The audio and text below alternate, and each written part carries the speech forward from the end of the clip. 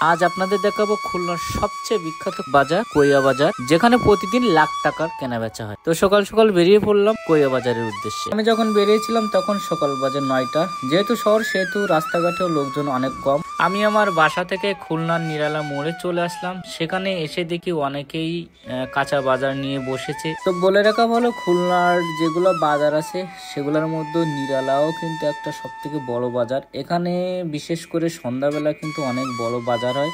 যেহেতু এখন সকাল 9টা সেহেতু এখানে কিন্তু মানুষজন অনেক কম। তারপরেও অনেকে এখানে বাজার নিয়ে বসেছে, তাদের কাছ থেকে অনেকেই কেনাকাটা করছে রাস্তার সাইড থেকে। তো এখানে কিন্তু মাছ মাংস থেকে শুরু করে সবকিছু এখানে পাওয়া যায়, প্রয়োজনীয় দ্রব্য সামগ্রী। তো আজ আমাদের উদ্দেশ্য হচ্ছে খুলনার বিখ্যাত কোয়া বাজার। তো চলুন দেরি না করে সেখানে যাওয়া যাক। তো আমি গাড়িতে উঠে পড়লাম। নিরালা থেকে কোয়া বাজার পর্যন্ত ইজি বাইকে নেবে জন প্রতি 25 টাকা করে। সময় লাগবে প্রায় 30 থেকে 40 মিনিট।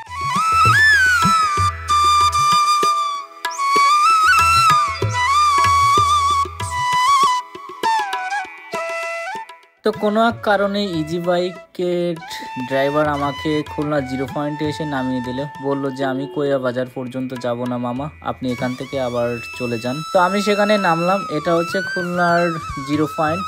এখানেও কিন্তু আসলে খুব জাঁকজমকপূর্ণ থাকে দিনটা 24 ঘন্টা। এখান থেকে ঢাকা, চট্টগ্রাম, বরিশাল সব দিকে বাস যাতায়াত করে।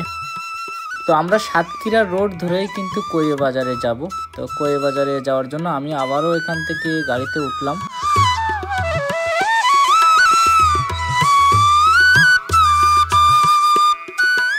তো খুলনা টু সাতক্ষীরার যে হাইওয়ে রোডটা আছে সেটার অবস্থা কিন্তু খুবই খারাপ। দেখতেই পাচ্ছেন যে একটা হাইওয়ে এতটা খারাপ কল্পনাই করা যায় না। তো যাই হোক, কাজ চলছে, রাস্তার কাজ চলছে, হয়তো বা 5-6 মাসের মধ্যে এই রাস্তাটা ঠিক হয়ে যাবে। তো একটু বাদে আমরা কিন্তু পৌঁছে যাচ্ছি কোয়া বাজারে।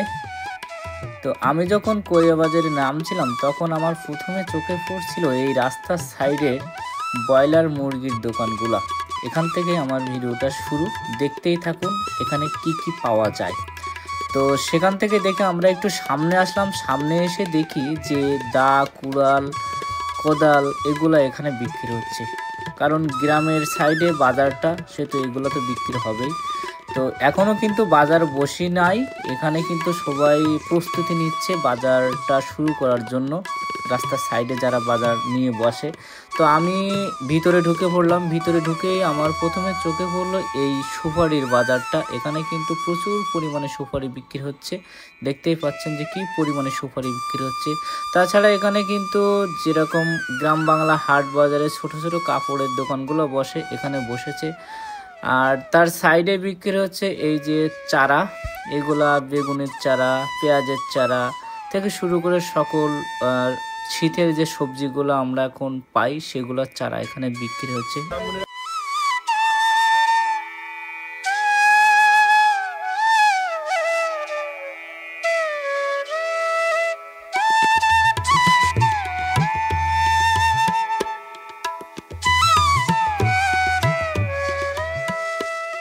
তারপর যেটা আমার চোখে পড়লো সেটা হচ্ছে এই ধান বিক্রি করার মার্কেটটা। এখানে কিন্তু অনেকে আছে যারা ধান বিক্রি করতে এসেছে এবং অনেক মহাজন আছে যারা এখান থেকে ধানগুলা কিনে নিয়ে যে তাদের যে রাইস মিলগুলো আছে সেই রাইস মিলে নিয়ে ধান থেকে চাউল তৈরি করে তারপরে তারা বাজারজাত করবে।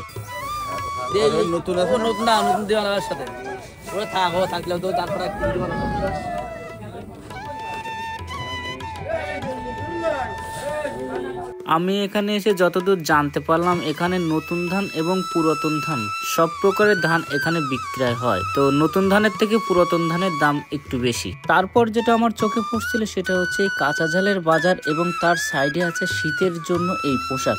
এবং তার থেকে বেশি যেটা আকর্ষণ আমাকে করছিল সেটা এই গ্রামের গামছা বিক্রয়। এখানে প্রচুর পরিমাণে গামছা পাওয়া যায়। এবং তার সামনে আমি একটু হেঁটে গিয়ে আবারও আমার চোখে পড়ল দা, বটি এবং কোদাল বিক্রয়ের দোকানটি।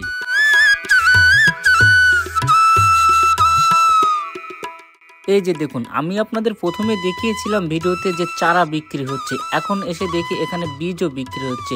তার সামনে একটু হেঁটে গিয়েই দেখলাম যে এই মাংস। আপনারা কে কে চিনেন অবশ্যই কমেন্টে জানিয়ে যাবেন।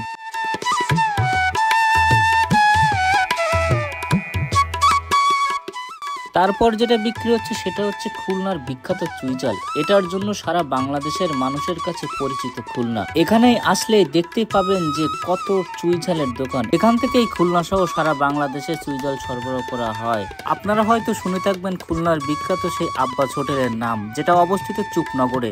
আর সেই চুপনগরে আব্বাস হোটেলের জন্য এখান থেকেই কিন্তু চুইঝাল কিনে নিয়ে যাওয়া হয়। আর সেই চুইঝাল কিনে নিয়ে গিয়েই কিন্তু সেই সুস্বাদু খাসির মাংস রান্না করা হয়, যেটা সারা বাংলাদেশেই কিন্তু পরিচিত। চুইঝালের দোকানের পাশেই এই মশলার দোকানটি। এখানে সকল প্রকার মশলাও বিক্রি হচ্ছে। দেখুন এই বৃদ্ধ লোকটাও কিন্তু তার দোকান সাজিয়ে নিয়ে বসেছে। একটু সামনে হেঁটে গিয়ে আমার আরও একটি জিনিস চোখে পড়লো, সেটা হচ্ছে এই মাটির তৈজসপত্র। এটা সাধারণত কিন্তু দেখা যায় না বর্তমান যুগে। এখন তো আসলে কেউ এগুলো ব্যবহার করে না। তারপরে এই বাজারটাতে এসে আমি দেখলাম যে এগুলো প্রচুর পরিমাণে বিক্রি হচ্ছে এবং অনেকগুলো দোকানও আছে। দেখতেই পাচ্ছেন যে এখানে মাটির তৈরি কত জিনিসপত্র বিক্রি হচ্ছে।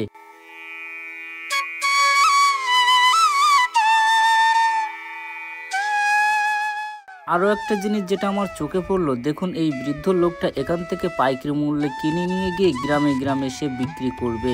এটা কিন্তু শহরে দেখা যায় না। সাধারণত গ্রামে শীতের সময় এগুলো বিক্রি হয় প্রচুর পরিমাণে।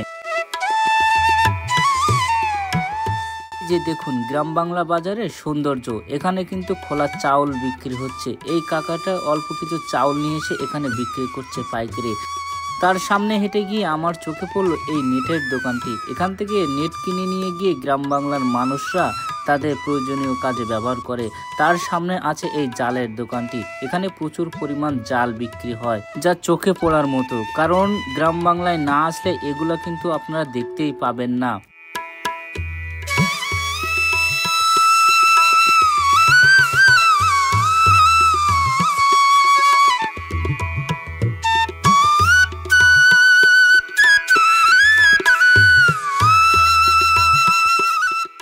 এই যে দেখুন ফুলের দোকান, এগুলো কিন্তু সব কিন্তু কাগজের ফুল। এগুলো কিন্তু হিন্দুদের বিয়েতে এবং পূজায় ব্যবহৃত হয়। তারপরে চোখে পড়লো এই কাপড়ের দোকানগুলো। এগুলো কিন্তু শুধু গ্রাম বাংলার বাজারে দেখা যায়, কারণ এভাবে কিন্তু আসলে শহরে কেউ দোকান নিয়ে বসে না। দেখুন খোলামেলাভাবে তারা বিক্রয় করছে। প্রচুর পরিমাণে কাপড় তাদের কাছে আছে এবং এখানে কিন্তু সাধারণত পুরুষ এবং মহিলারাও কিন্তু এখানে তাদের প্রয়োজনীয় কাপড় কিনতে আসে, যেটা দেখে আমার খুবই ভালো লাগলো এবং আপনাদেরও ভালো লাগবে আশা করি। কমেন্টে জানাবেন যে আপনাদের গ্রামে কি এমন হাট বাজার আছে এবং এমনভাবে কি কাপড় বিক্রয় করা হয় কি না। বাজারের ভিতর থেকে বেরিয়ে আসলাম রাস্তার সাইডে। এখন এসে দেখি অনেকেই এখানে সবজি নিয়ে বসছে। আমি প্রথমে যখন বাজারের ভিতরে ঢুকছিলাম তখন কিন্তু রাস্তার সাইডে কিছুই ছিল না। এখন কিন্তু আস্তে আস্তে অনেক দোকানদার এখানে এসেছে তাদের প্রয়োজনীয় জিনিসপত্র বিক্রয় করার জন্য। দেখে কিন্তু অনেক ভালো লাগছে। আমি রাস্তাটা পার হয়ে ওপার গিয়ে দেখি যে এই রাস্তার গলির ভিতরেও কিন্তু অনেক সবজির দোকান নিয়ে অনেকেই বসেছে। তারপর দেখলাম যে এক বৃদ্ধ লোক এখানে কিন্তু কলা বিক্রি করছে একদম মেইন রোডের পাশে। আপনারা বুঝতেই পারছেন যে এই কোরিয়া বাজারটা কত বড়। আসলে আমি যদি বিকাল টাইমে আসতাম তাহলে আপনারা বুঝতেন যে এখানে কত মানুষ আসে। কারণ এখানে কিন্তু বাজারের ভিতরে যেমন বিক্রয় হয় তেমনি রাস্তার সাইডে কিন্তু প্রচুর পরিমাণে দোকান বসে, যেটা আমি আস্তে আস্তে বুঝতে পারছি। কারণ প্রথমে যখন আমি এখানে এসেছিলাম তখন কিন্তু এসব দোকানগুলো ছিল না।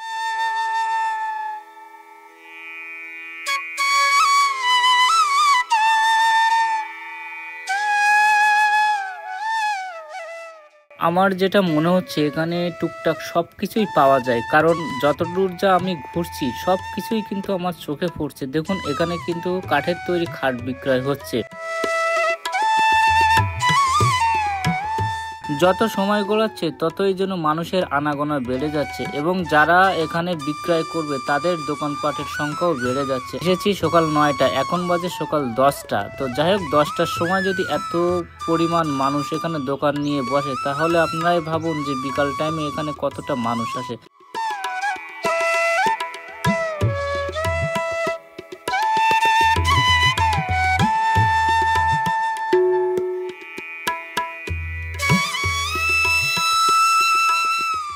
এই রাস্তার ডান সাইডে কিন্তু এখানে বাজার বসে, যেটা আমি এই ভিডিওতে দেখাতে পাচ্ছি না। এই যে মাটির চুলা, যেটা গ্রাম বাংলার মানুষের অতি প্রয়োজনীয় একটা জিনিস, তার পাশে রয়েছে এই বাঁশের দোকানটা। দেখুন, এটা কিন্তু গ্রাম বাংলায় ছাড়া সচরাচর দেখা যায় না, শহরে দেখা যায় কিন্তু খুবই কম। তো যাই হোক, আজকের ভিডিওটা এই পর্যন্ত।